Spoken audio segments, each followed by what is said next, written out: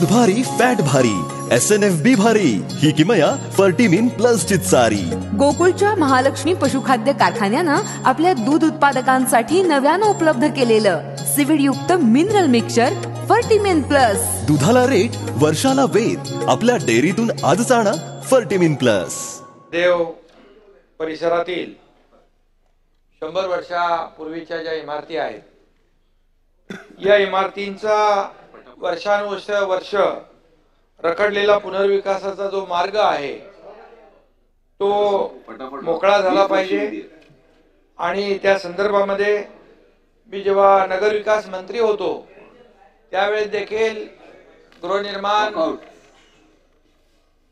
विकास विभागाचे जे काही प्रश्न होते या सर्व उपकर प्राप्त इमारती असतील, त्याचबरोबर आपल्या मगाशी सांगितल्याप्रमाणे प्रवीण दरेकरजींनी पागडीच्या आहेत, बेनामी इमारती आहेत, शेतच्या इमारती आहेत, त्याचबरोबर इतर जे रखडलेले प्रकल्प जे आहेत या संदर्भामध्ये वेळोवेळी नगरविकास विभागाने गृहनिर्माण विकासाच्या ज्या पुनर्विकासाला आलेल्या अडचणी मी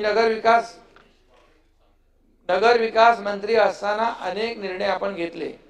मग त्याच्यामध्ये 33/9 असेल, 33 आता 24 आहे, त्याचबरोबर 33/6, 33/7, 33/9 या संदर्भामध्ये अनेक निर्णय आपण घेतले। त्याचबरोबर 33 गिरगाव भागातील 86 इमारतीला कलम 79 अंतर्गत नोटिसा ज्या दिलेल्या मुंबईमध्ये या म्हणजे खरं म्हणजे हे गिरगाव ताडदेव आपण पाहतो की 3-3, 4-4 मजल्याच्या वरती आपल्या त्या चाळींचेच इमारती झालेल्या आहेत आणि त्या धोकादायक आहेत आणि त्या कधी धोकादायक इमारती पडू शकतात आणि त्यामध्ये जीवितहानी होऊ शकते। म्हणून शासनाने या संपूर्ण इमारतींचा पुनर्विकास झाला पाहिजे ही भूमिका सरकारची आहे। आणि म्हणून सरकारची भूमिका आम्ही घेत असताना मागच्या वेळेस देखील माझी आणि देवेंद्रजींची चर्चा झाली जेव्हा मी मुख्यमंत्री होतो आणि त्यावेळेस हे रखडलेले जे प्रकल्प आहेत मग SRA चे आहेत, म्हाडाचे आहेत, इतर जे रखडलेले प्रकल्प याला चालना देण्यासाठी जे डेव्हलपर ॲग्रीमेंट केलाय, कन्सेंट घेतलाय आणि त्यानंतर त्यांनी ते बांधकाम केलंच नाही, ते इमारत मालक पण परागंदा झाले, तो डेव्हलपरही गेला, तिथं ट्रेडिंग झालं आणि त्याच्यामध्ये भरडला गेला तो सर्वसामान्य तिथला माणूस। आणि म्हणून आम्ही असा निर्णय घेतला सभापती महोदय, यामध्ये जे रखडलेले प्रकल्प जो डेव्हलपर 10, 15, 20, 25 वर्ष ॲग्रीमेंट करून सुद्धा बांधत नाही हे सगळे प्रकल्प टेक ओव्हर करायचे। टेक ओव्हर करून त्यामध्ये SRA आणि म्हाडा तर आहेच पण त्यामध्ये MMRDA, MSRDC, CIDCO, Mahapreet, MIDC आणि BMCच्या हद्दीतले जे प्रकल्प आहेत ते BMC अशा जे आपल्या सरकारी एजन्सी आहेत त्यांनी ते टेक ओव्हर करून या ठिकाणी त्याचा पुनर्विकास करायचा असा निर्णय झाला। आणि त्याचं एक उदाहरण आपलं रमाबाई आंबेडकर नगर जे 16,000 घरांचं तो प्रकल्प आहे तो SRA आणि MMRDA मिळून करते। मी स्वतः जाऊन सभापती महोदय तिथे 65 कोटी रुपये भाडं त्यांना वाटलं आणि त्यानंतर 60 कोटी 50 कोटी आतापर्यंत 105 कोटी रुपये भाडं SRA च्या माध्यमातून MMRDA च्या माध्यमातून तिथं दिलं। त्यामुळे सरकारची भूमिका स्पष्ट आहे। यामध्ये जे प्रोटेक्टेड टेनंट आहेत हे प्रोटेक्टेड टेनंट त्यांचा हक्क जो आहे अबाधित ठेवायचा आपल्याला। आणि म्हणून या संपूर्ण भागामध्ये गिरगाव ताडदेव जे काही प्रवीण दरेकर यांनी सांगितलेलं आहे ज्यामध्ये वर्षानुवर्ष जे लोक पागडीवर राहत आहेत ते प्रोटेक्टेड टेनंट आहेत, त्यांचा हक्क आहे आणि जर बिल्डिंग पडली तर ते उघड्यावर येऊ नयेत आणि म्हणून त्याचा पुनर्विकास होणं गरजेचं आहे आणि म्हणून त्यांना मालकी हक्क प्राप्त होणं हे देखील गरजेचं आहे।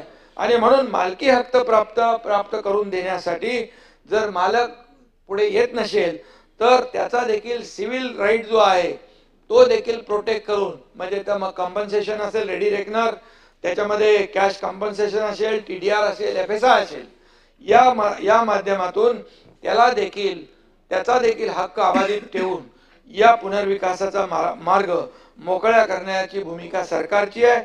आणि प्रोटेक्टेड टेनंटसाठी जर पुनर्विकासासाठी सभापती महोदय एक्स्ट्रा FSI जरी लागला तरी सुद्धा एक्स्ट्रा FSI दरेकरजी तो देखील देण्याची तरतूद या ठिकाणी आपण करू आणि रिडेव्हलपमेंट स्कीम मध्ये आणखी काही सुधारणा करण्याची गरज असल्यास ते देखील सुधारणा केली जाईल आणि ज्या माध्यमातून पुन्हा नाही, एक मिनिट, बैठक करू आपण, पण हे मी सांगतो ते आपण करतो ऑलरेडी.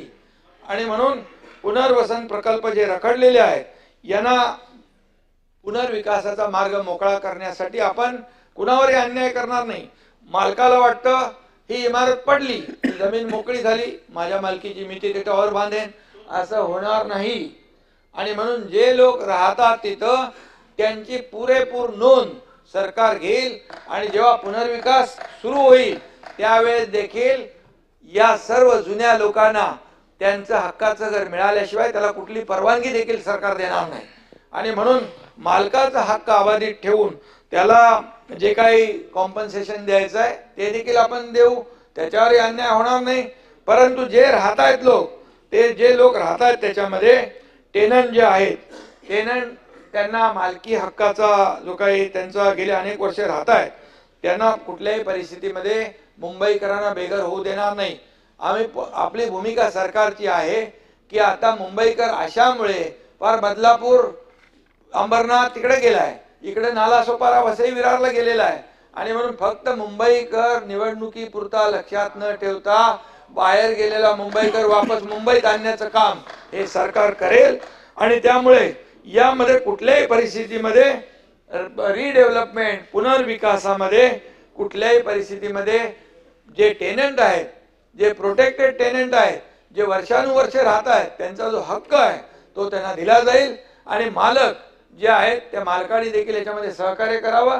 मालकांचा देखील जो काही त्यांची जी काही सिव्हिल राईट आहे तोही सरकार डावलणार नाही.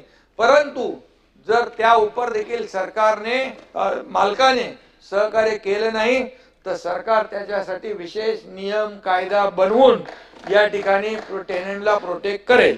आणि ही बैठक घ्यायची आहे, ती बैठकही आपण घेऊ. त्याच्यामध्ये काय आपल्याला सूचना करायच्या आहेत त्या सूचना करा आपण. परंतु सरकारची भूमिका एकच आहे, अशा इमारतीमध्ये राहणाऱ्या मुंबईकरांना बेघर होऊ दिलं जाणार नाही. मला वाटतं माननीय उपमुख्यमंत्र्यांनी अतिशय सविस्तर उत्तर दिले आणि बैठकीचंही आश्वासन दिले. माझी सगळ्या सदस्यांनी आपण बैठकीमध्ये विषय मांडू शकता. मला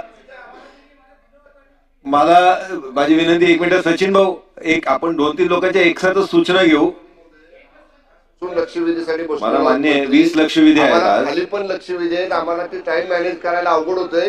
एखादा दुसरा प्रश्न सकाळी सभापती महोदय म्हणले होते 1 किंवा 2 प्रश्न विचारून लक्षवेधी संपवू आपण. बरं का मंडळी, आता आपल्या गोकुळच्या महालक्ष्मी पशुखाद्याचा आणखी एक फेब्रुवारी धमाका. अहो म्हणजे कोहिनूर डायमंड आणि गोल्ड पॅलेटच्या प्रत्येक पोत्याबरोबर फर्टिमिन प्लस मिनरल मिक्सचर हे महिनाभर फुकट मिळणार आहे. काय आहे, गेल्या दिवाळीत प्रत्येक गोठ्यावर कोहिनूर डायमंडच्या प्रत्येक पोत्यातनं फर्टिमिन प्लस मोफत पोचलं आणि अहो त्याचा फायदा दूध उत्पादकांनी भरपूर झाला. म्हणून संघ आता दोन्ही पशुखाद्याबरोबर पण फर्टिमिन प्लस 1 महिना मोफत देणार आहे. अहो या फर्टिमिन प्लस मुळे जनावरांचं आरोग्य बी चांगलं राहतं, तसंच दुधात वाढ बी होती आणि दुधाची प्रत बी सुधारते. म्हणूनच गोकुळचं फर्टिमिन प्लस म्हणजे फायदाच फायदा. आता 1 महिना फुकट गोकुळचं फर्टिमिन प्लस.